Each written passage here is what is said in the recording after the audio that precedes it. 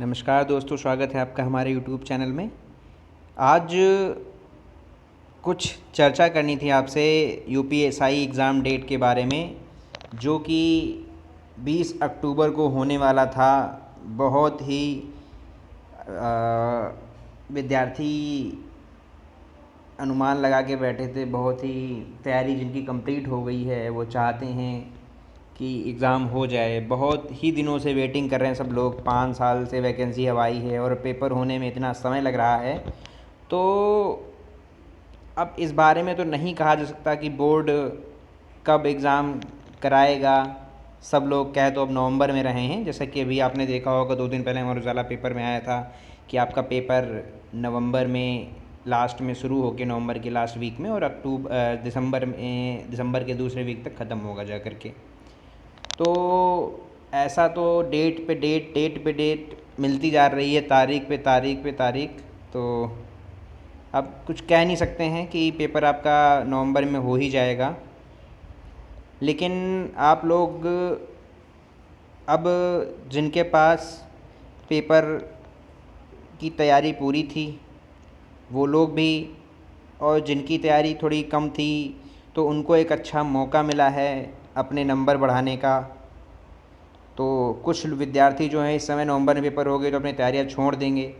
तो आप लोग क्या है कि लगे रहिए, तैयारी करते रहिए, और भगवान ने आपको एक बहुत ही अच्छा मौका दिया है कि एक बार फिर से चाह रहे हैं भगवान कि भैया बन जाओ दरोगा तुम, इसीलिए तुम्हें समय समय दिए जा रहे हैं।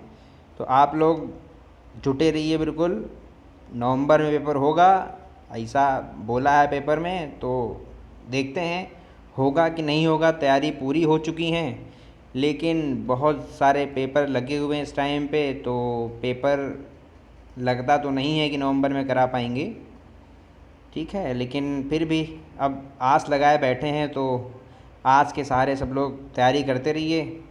पेपर तो होगा ही होगा, आज नहीं तो कल।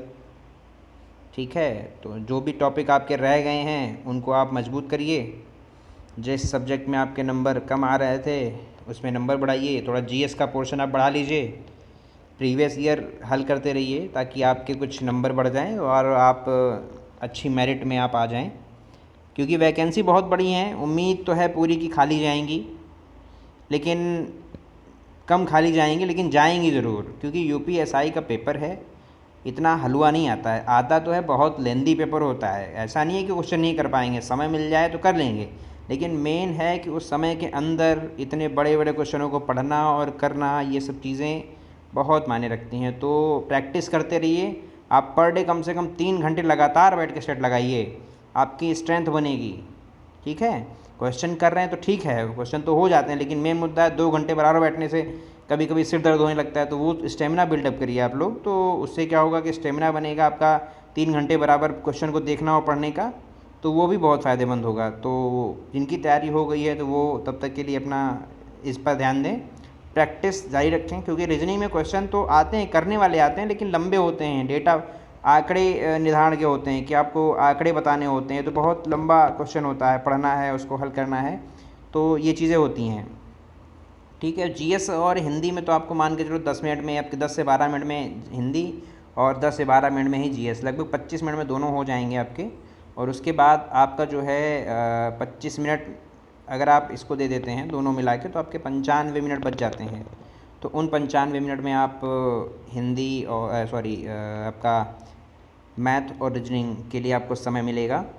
ठीक है, एक हिंदी सब्जेक्ट ऐसा है जो आपके मार्क्स बढ़ाएगा सारे आपके पेपर में, क्योंकि हिंदी के लिए ही उसमें आप 35 से 38 कर सकते हैं। बाकी रीजनिंग में भी पूरे क्वेश्चन हो जाएंगे आपके, 35 तो हो ही जाएंगे, लेकिन फिर भी बहुत मेहनत करनी पड़ेगी। कुछ क्वेश्चन बहुत टफ आ जाते हैं, उनको पढ़ना होता है। कोई कोई नंबर सीरीज के हैं, एनालॉजी के क्वेश्चन ऐसे फंस जाते हैं जो आप को हल करने में थोड़ी समस्या होती है, मतलब देर में बनते हैं क्वेश्चन वो। तो उन पर थोड़ा प्रैक्टिस बनाइए आप लोग। ठीक है, तो नवंबर का आप मान के चलिए कि नवंबर के लास्ट में आपका पेपर होगा। ठीक है, इस डेट को आप मान लीजिए। आपको जो भी 40-50 दिन मिले हैं तो इनका आप यूटिलाइज़ करिए अच्छे तरीके से। ठीक है, तो यही बात थी, आपको बतानी थी। ठीक है सर, और बाकी अगर कोई अपडेट आता है तो आपको आगे जानकारी दी जाएगी। ठीक है, आगे वीडियो में आपको अगर कोई जानकारी आती है यूपीएसआई के बारे में तो हम आपको इस बारे में जानकारी बिल्कुल प्रोवाइड कराएंगे। ठीक है, तो चलिए सर, जय हिंद, जय भारत।